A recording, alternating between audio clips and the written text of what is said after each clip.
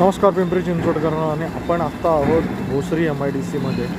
एक चित्र दाखवायचं होतं फक्त कॅमेरा हे बघू शकतो. हे MIDCतलं एक गटार आहे, ठीक आहे. आणि ह्या गटारामधनं हे असं पाणी वाहत चाललं आहे. हे बघू शकतो आपण, हे काय इकडनं येऊन मिळतं आहे. आणि इथून सरळ जरी वरती उलटं चालत गेलं तरी आपल्याला लक्षात येईल की हे खरं तर पावसाळी नालेत, त्याच्यामधनं पावसाचं पाणी जायला पाहिजे.